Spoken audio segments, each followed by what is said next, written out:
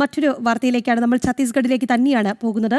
ഒരു കാലത്ത് കമ്മ്യൂണിസ്റ്റ് ഭീകരരുടെ ഉരുക്കു കോട്ടയായിരുന്ന ദന്തേവാഡ ഇന്ന് സമാധാനത്തിലേക്ക് നീങ്ങുകയാണ്. കേന്ദ്ര ആഭ്യന്തരമന്ത്രി അമിത്ഷാ പ്രഖ്യാപിച്ച ഓപ്പറേഷൻ സമാധാൻ കമ്മ്യൂണിസ്റ്റ് ഭീകരരുടെ ഉറക്കം കെടുത്തിയിട്ടുണ്ട്. കമ്മ്യൂണിസ്റ്റ് ഭീകരരെ പേടിച്ച് പോലീസും സൈന്യവും വരെ പോകാൻ മടിച്ച ഇടങ്ങളിലേക്ക് ഇന്ന് ആർക്കും കടന്നു ചെല്ലാം. ദന്തേവാഡയിലെ നക്സൽ ശക്തി കേന്ദ്രമായിരുന്ന അബൂസ്മത് ഗ്രാമത്തിൽ നിന്നും ശ്രീകാന്ത് തയ്യാറാക്കിയ റിപ്പോർട്ടിലേക്ക്. ഞാനിപ്പോൾ നിൽക്കുന്ന ഈ സ്ഥലത്തിന് വലിയ പ്രത്യേകതയുള്ള ഒരു സ്ഥലമാണ്. കാരണം ഇത് ഇന്ദ്രാവതി നദിക്ക് കുറുകെയുള്ള പാലമാണ്. ഈ ഇന്ദ്രാവതി നദി എവിടെയാണെന്നറിഞ്ഞാൽ നമ്മളൊരു ഉൾക്കിടിലത്തോടെ മാത്രമേ ആ പേര് നമുക്ക് കേൾക്കാൻ സാധിക്കൂ. ഇത് സാക്ഷാൽ ദന്തേവാഡയിലാണ് ഞങ്ങളിപ്പോൾ നിൽക്കുന്നത്. ദന്തേവാഡ, അതായത് കുപ്രസിദ്ധമായ സ്ഥലം, മാവോയിസ്റ്റ് ഭീകരർ വരിഞ്ഞു മുറുക്കിയ സ്ഥലം, ഈ രീതിയിൽ കുപ്രസിദ്ധമായ സ്ഥലമായിരുന്നു ദന്തേവാഡ.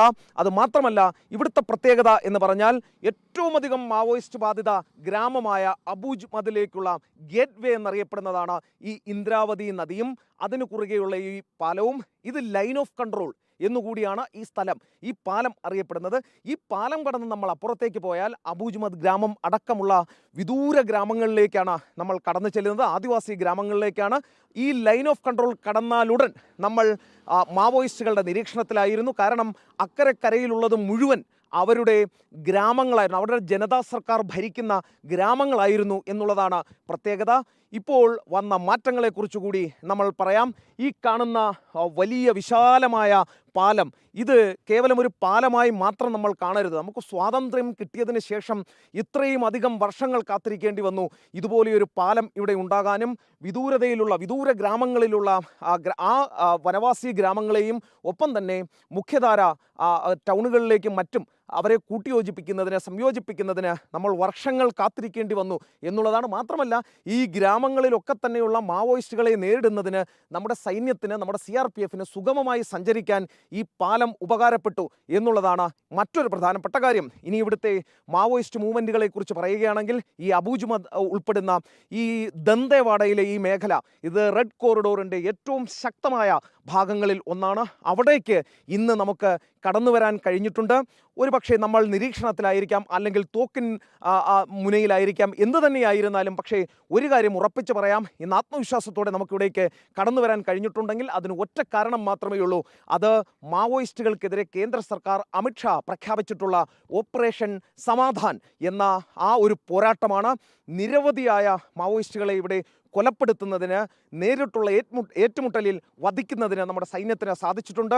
ഞാൻ നിൽക്കുന്ന ഈ സ്ഥലം, ഇതിനൊരു പ്രത്യേകതയുള്ളത്, 38 മാവോയിസ്റ്റുകളെ, കമ്മ്യൂണിസ്റ്റ് ഭീകരരെ കഴിഞ്ഞ വർഷം വധിച്ച സ്ഥലം കൂടിയാണ് ഞാനിപ്പോൾ നിൽക്കുന്ന ഈ സ്ഥലം. അത്രയധികം മുന്നേറ്റം മാവോയിസ്റ്റുകൾക്കെതിരെ ഉണ്ടാക്കാൻ നമ്മുടെ സൈന്യത്തിന്, നമ്മുടെ CRPFന് കഴിഞ്ഞിട്ടുണ്ട് എന്നുള്ളതാണ് പ്രത്യേകത. ദേ നോക്കൂ, ഇന്ദ്രാവതി നദി നമുക്ക് കാണാൻ സാധിക്കും. എത്ര വിശാലമായ ഭൂപ്രകൃതിയാണ് ഇവിടുത്തേതെന്ന് കാണാൻ സാധിക്കും. മനോഹരമായ സ്ഥലങ്ങളാണ്, എല്ലാ തരത്തിലുള്ള റിസോഴ്സുകളുമുണ്ട്. പക്ഷേ ഇവർക്ക് വളരാൻ, ഇവർക്ക് വികസനം വരാതിരിക്കാൻ ഒരൊറ്റ കാരണമേ ഉണ്ടായിരുന്നുള്ളൂ. കഴിഞ്ഞ 40 വർഷമായി ഈ കമ്മ്യൂണിസ്റ്റ് ഭീകരർ ഇത് അടക്കി ഭരിക്കുകയായിരുന്നു. പാലം പണിതാൽ അത് ബോംബ് വെച്ച് തകർക്കും, അതോടൊപ്പം തന്നെ റോഡുകൾ പണിതാൽ മൈൻ വെച്ച് തകർക്കും. ഇവിടെ ജോലിക്കായി, വികസന പ്രവർത്തനങ്ങൾക്കായി അല്ലെങ്കിൽ മറ്റെന്തെങ്കിലും കാര്യങ്ങൾക്കായി വരുന്ന സർക്കാർ ഉദ്യോഗസ്ഥരെ വെടിവെച്ച് കൊല്ലും. ഗ്രാമത്തിൽ വിദ്യാഭ്യാസമുള്ള ഒരാൾ ഉണ്ടായാൽ അയാൾ സർക്കാരിനെ സഹായിക്കും എന്ന് പേടിച്ച് അവനെ വെടിവെച്ച് കൊല്ലും. ഈ രീതിയിലായിരുന്നു കാര്യങ്ങളുണ്ടായത്. പക്ഷേ ഇച്ഛാശക്തിയുള്ള ഒരു ഭരണകൂടം വന്നു. അതിന് അവർ ഇവർക്കെതിരായ പോരാട്ടങ്ങൾക്ക് നേതൃത്വം നൽകി. ഇതേ നോക്കൂ, നമുക്ക് വിദൂരതയിൽ കാണാൻ സാധിക്കും CRPFൻ്റെ ക്യാമ്പാണത്.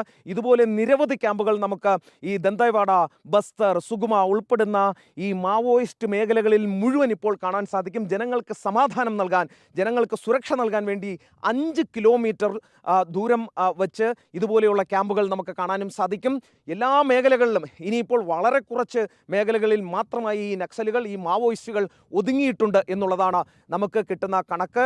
11,000-ത്തിലധികം ജവാന്മാരെ അടക്കം കൊലപ്പെടുത്തിയ രാക്ഷസ കൂട്ടമാണിത്. അതോടൊപ്പം തന്നെ ഇവിടുത്തെ നിരവധിയായ രാഷ്ട്രീയക്കാരെ കൊലപ്പെടുത്തിയിട്ടുണ്ട്, സാധാരണ ജനങ്ങളെ കൊലപ്പെടുത്തിയിട്ടുണ്ട്, ഉദ്യോഗസ്ഥരെ കൊലപ്പെടുത്തിയിട്ടുണ്ട്.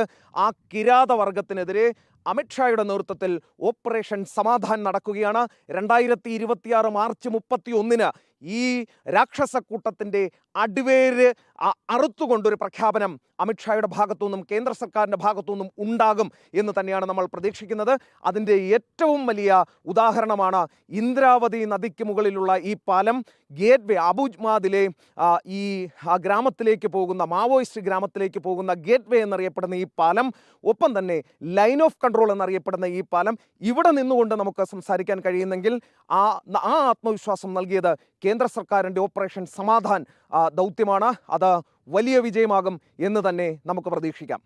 ക്യാമറാമാൻ ഉണ്ണി കെ വാര്യർക്കൊപ്പം എസ് ശ്രീകാന്ത്, ജനം, ഛത്തീസ്ഗഡ്.